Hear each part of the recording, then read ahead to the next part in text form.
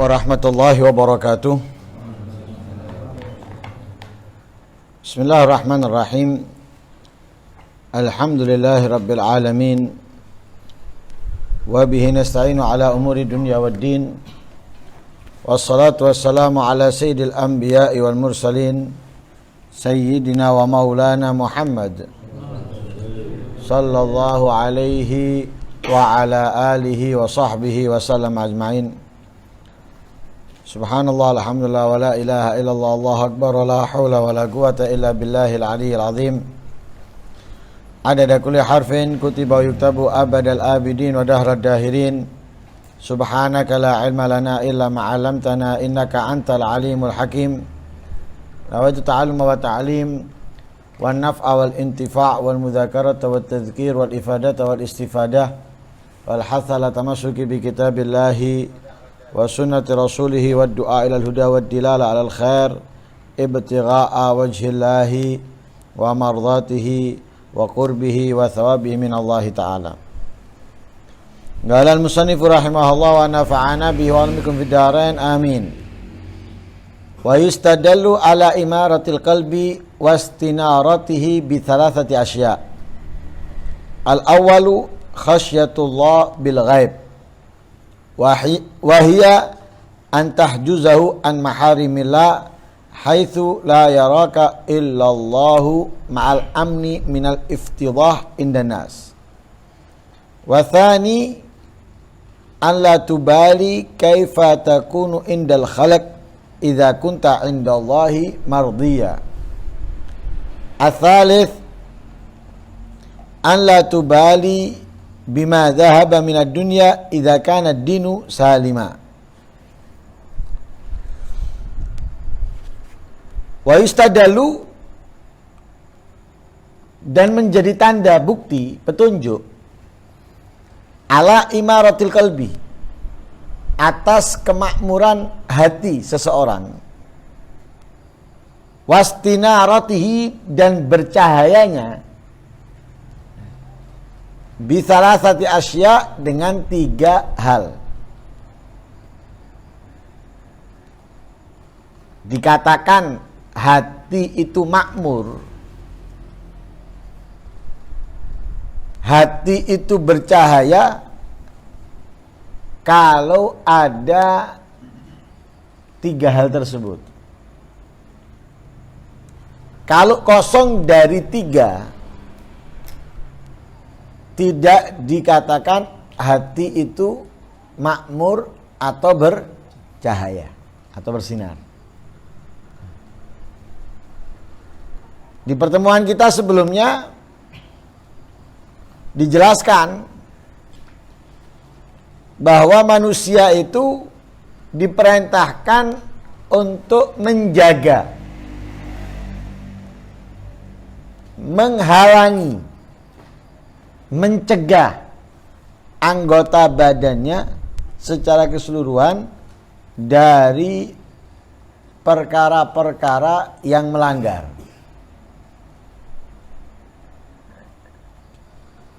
Biarkan anggota badan kita itu melakukan segala sesuatu yang diperintahkan.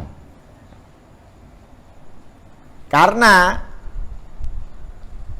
keburukan yang besar setelah kesyirikan di hati seseorang yaitu terus melakukan dosa atau meninggalkan yang diperintahkan. Bahaya setelah kesyirikan adalah terus-menerusnya melakukan dosa, sekalipun itu adalah dosa-dosa kecil, apalagi dosa-dosa besar. Lah kalau kita menghindar dari dosa, menghindar dari kejahatan, mendekat dari ketaatan kebaikan, tapi belum bisa dinyatakan hatinya bersinar atau hatinya makmur kalau tidak ada tanda ini. Karena ada orang yang nggak melakukan kemaksiatan, tidak melakukan kejahatan, akan tetapi ia tidak merasa tentrem, tidak merasa makmur, tidak merasa bercahaya, bersinar hatinya. Sekalipun rajin sholat berjamaah, sekalipun rajin di dalam menuntut ilmu, tapi kalau hatinya tadi itu nggak makmur dan tidak bercahaya, seperti sesuatu yang seakan-akan berisi tapi nggak berisi. Jadi seakan-akan berisi, terlihat seakan-akan berat, tapi ternyata enteng. Ada anak kecil ya, anak kecil. Anak kecil itu biasanya kalau kita lihat fisiknya ada isinya, tapi ketika digendong enteng. Ada anak yang kelihatannya tidak ada isinya, tapi dia gendong mantep. Lah itu seperti orang yang kelihatannya bagus, baik karena 5 waktu mungkin berjamaah, rajin bersedekah, rajin puasa. Kalau hatinya tidak makmur, tidak bercahaya, nggak bisa. Tapi bisa kita ketahui kebaikannya tadi itu memberikan kemakmuran di dalam hati, bercahaya dengan 3 ini. Dengan 3 ini bisa diketahui, oh hatinya makmur, oh hatinya bercahaya dengan 3. Yang pertama apa? Khasyatullah bil ghaib. Takut kepada Allah di saat sendirian. Di saat sendirian, tidak ada yang melihat, tidak ada yang mengetahui, tapi dia takut kepada Allah. Lah takut kepada Allah di saat sendirian, sekalipun sendirian, dia tidak berani melanggar apa yang dilarang oleh Allah atau meninggalkan apa yang diperintahkan oleh Allah. Jadi benar-benar menjaga dirinya dari segala yang diharamkan. Sekalipun kalaupun dia melakukan, itu nggak mungkin kebongkar dan tidak akan mungkin ada satupun yang tahu, sekalipun selama-lamanya. Ini kalau saya lakukan ini, tidak ada yang satupun tahu. Bukan hanya sekarang, besok, lusa, atau 1 tahun, 2 tahun, sampai saya mati, sampai hari kiamat nggak ada yang tahu. Jadi benar-benar tertutup, ya, benar-benar tertutup. Sekalipun seperti itu, dia tetap takut melakukan yang dilarang atau meninggalkan yang diperintahkan. Lah ini, jadi orang yang benar-benar takut kepada Allah di saat ia sendirian, apalagi ketika rame. Kadang orang itu berani melanggar kepada Allah saat sendirian, dan itu yang banyak. Itu yang banyak.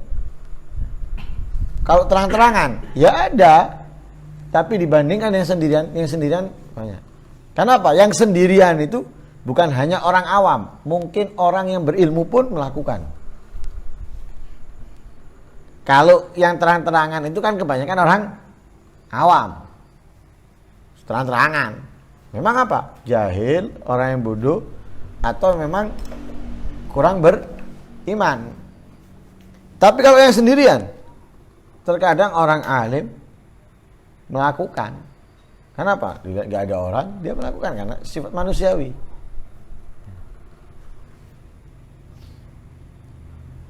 Seperti apa? Pejabat melanggar terang-terangan, ya enggak, sembunyi. Sama dengan kita. Ketika kita sendirian, mungkin kita melakukan. Tapi ketika di depan orang, kita seakan-akan enggak melakukan. Tentunya sebagian dosa, enggak semua dosa. Sebagian dosa kita enggak melakukan depan orang. Dan mungkin itu yang banyak. Tapi ini enggak, orang tersebut tidak melakukan dosa, takut melakukan dosa, takut mendekat dari perbuatan yang dimurkai oleh Allah. Sekalipun aman tidak akan mungkin kebongkar. Ini istimewa ini. Ini berarti hatinya makmur ini. Ini hatinya bercahaya. Ada lampu. Ada lampu. Karena orang yang beriman itu hatinya nggak pernah gelap. Beda dengan orang munafik. Kalau orang munafik itu lampunya itu hidup mati. Ketika hidup mereka melakukan kebaikan ketaatan. Ketika mati berhenti dari kebaikan, kejahatan yang mereka kullama adha'a lahum masyaufi wa idza adlama alaihim qamu. Ketika disinari cahaya yaitu keimanan, lakukan kebaikan ketaatan, mati udah berhenti dari kebaikan ketaatan. Apa? Ya kemaksiatan kejahatan yang dia lakukan. Tapi orang beriman enggak, nyala terus. Lah karena nyala terus yang dilakukan kebaikan dan kebaikan. Begitu rasa takutnya terus meningkat kepada Allah sekalipun di saat ia sendirian. Itu yang pertama. Yang kedua, an la tubali kaifa takunu indal khalaq. Tidak peduli kedudukan dia, martabat dia, harga diri dia di hadapan manusia. Mau dia dicela orang, mau dia dicaci orang, difitnah orang, ataupun digunjing orang, dia nggak peduli. Asal apa? Asal ia melakukan atau mendapatkan ridhonya Allah. Jadi asal dia mendapatkan ridhonya Allah, dia nggak peduli omongan orang, dia nggak peduli cacian orang, dia nggak peduli hinaan orang. Nah, para aulia itu seperti itu. Dihina, dicaci, menang, diam, nggak membalas yang mencaci. Kenapa? Meneladani Nabi, mengikuti Nabi. Kenapa? Nggak peduli. Yang penting diridhoi oleh Allah. Anak kepada orang tua, mau tetangganya ngoceh apa nggak masalah, yang penting orang tua jangan sampai ngoceh. Kenapa? Anak tergantung orang tua, bukan tergantung tetangga. Murid tergantung guru. Ya apa caranya dia gurunya tidak memarahinya, gurunya tidak memurkainya.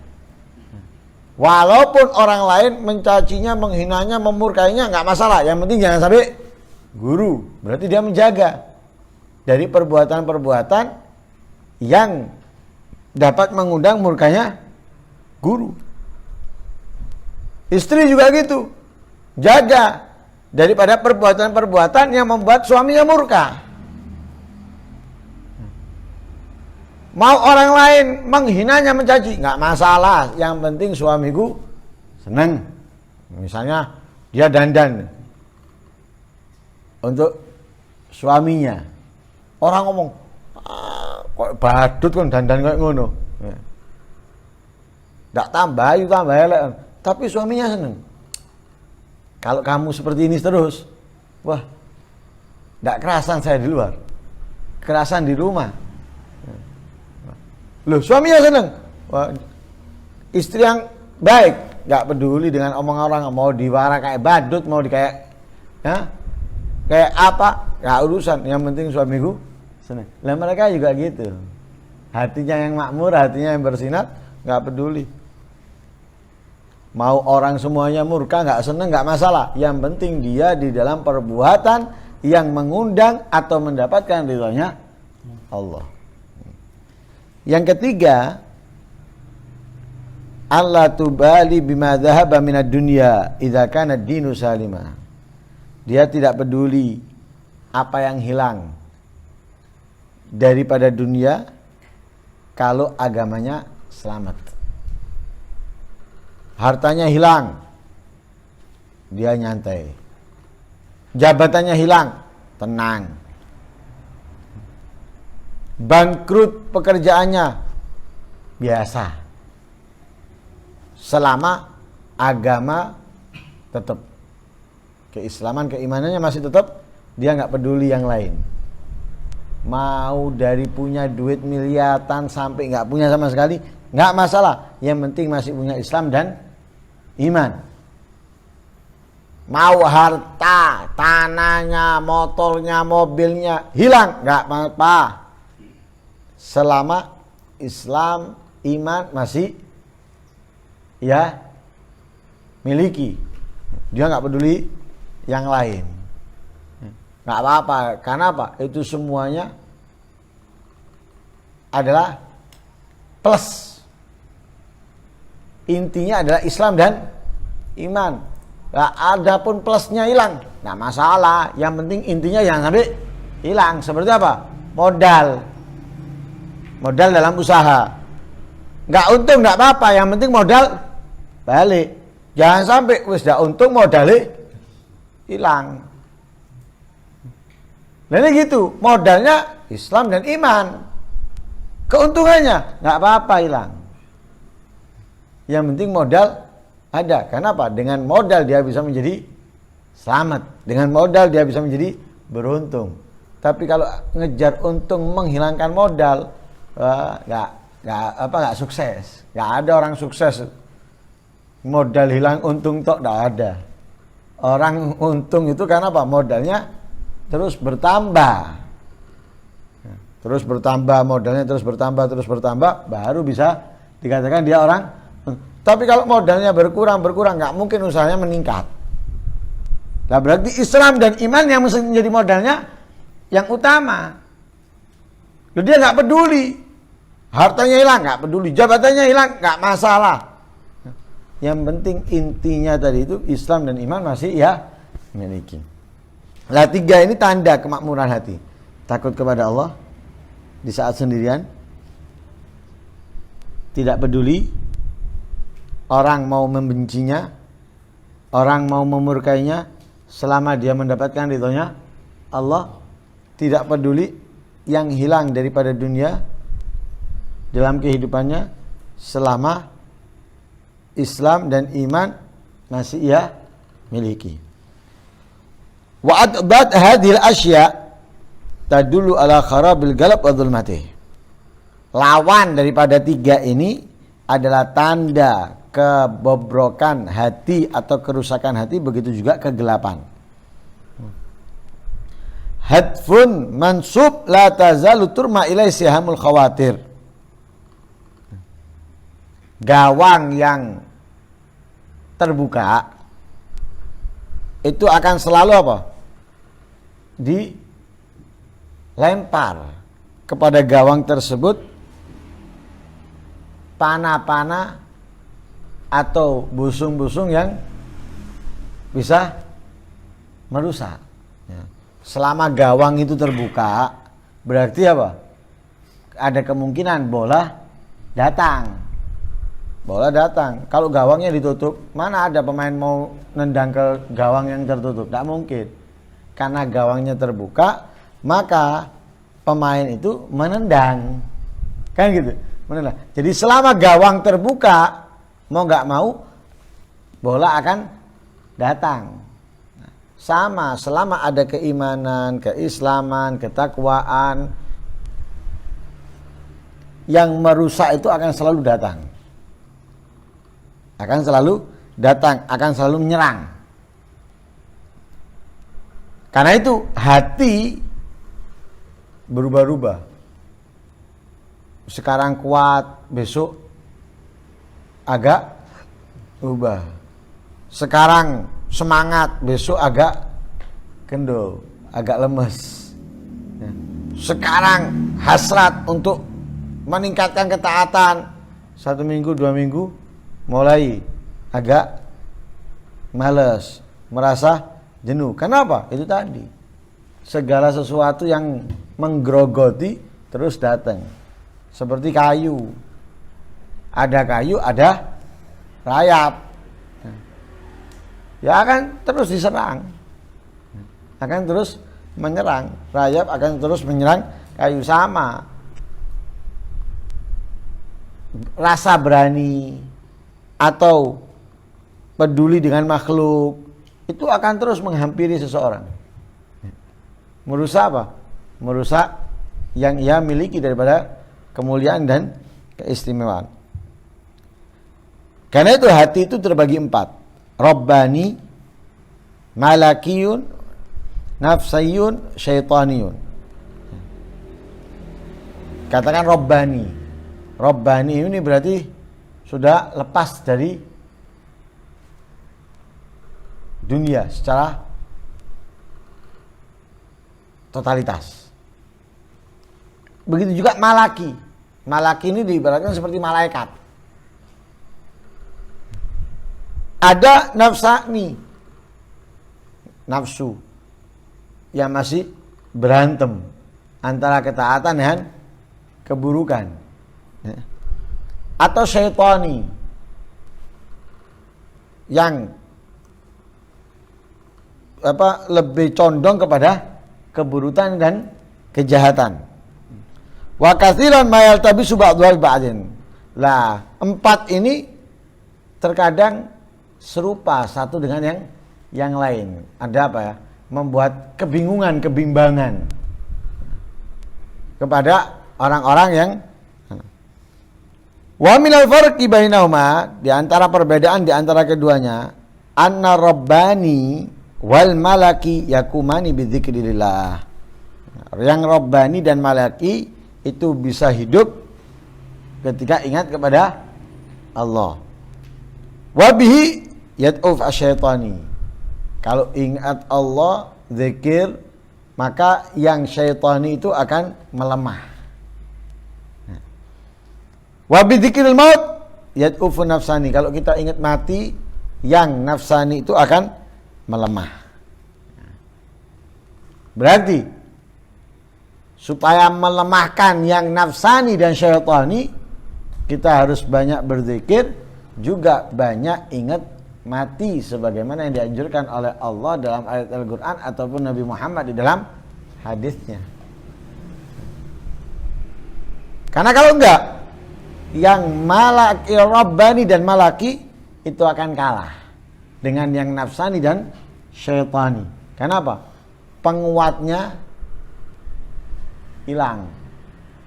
Ibarat HP itu nggak ada chargernya, casnya nggak ada. Nah, sedangkan baterai terus berkurang. Baterainya terus berkurang. Mau nambah nggak bisa, kenapa? Nggak ada casnya. Akhirnya mati. Lah, kita harus menguatkan hati yang rabbani dan malaki ini dengan selalu berzikir dan juga selalu ingat mati. Kuat. Yang ini lemah, hilang. Akhirnya kapanpun kita bisa gunakan, bisa pakai. Kalau enggak, entek baterainya lemah, kita enggak bisa ngisi. Sampai akhirnya mati. Sudah enggak bisa pakai kita. Kita butuh ini enggak bisa, mau ini enggak bisa, kenapa? Mati. Paham ya? Nah, ini diterangkan lebih detail, lebih jelas oleh Imam Al-Ghazali di dalam kitabnya Minhajul Abidin tentang hal ini. Karena itu mudah-mudahan. Wa qad tu'ridu li ba'dil qulub wasawis radi'ah. Terkadang muncul sebagian hati itu wasawis, gangguan-gangguan yang buruk. Di antara gangguan yang buruk itu dalam keyakinan, dalam akidah. Dan itu paling sulit untuk merubahnya, untuk meluruskannya. Juga terkadang dalam ibadah. Selain akidah, juga terkadang dalam ibadah. Kadang orang itu dikasih racun dalam akidahnya, keyakinannya kepada Allah oleh nafsu atau syaitan. Terkadang dalam ibadah, dalam wudu, dalam sholat, dalam puasa, dalam zakat, dalam bersedekah, dalam membaca Al-Quran, dalam menuntut ilmu dan yang lain sebagainya. Ya, terkadang disodorkanlah penyakit-penyakit itu atau virus-virus itu kepada hati ya yang buruk untuk merusaknya. Ya, baik itu dalam akidah ataupun Nah, kita perlu belajar cara mengobatinya. Nah, ini akan dijelaskan di pertemuan berikutnya. Mudah-mudahan kita bisa menjaga hati kita, merawat hati kita, dan mudah-mudahan kita bisa menjadi orang yang hatinya makmur, hatinya bercahaya dengan memiliki 3 sifat yang telah disebutkan oleh Imam Al-Habib Abdullah bin Alwi Al-Haddad. Dan mudah-mudahan Allah Subhanahu wa taala menguatkan hati kita sebagaimana Allah menguatkan hati para aulia, para salihin, dan mudah-mudahan Allah menyinari hati kita sebagaimana Allah menyinari hati orang-orang yang dicintainya. Amin Allahumma amin. Wassallallahu alaihi wasallam Muhammadin nabiyil ummi wa sallam. Alhamdulillahirabbil alamin.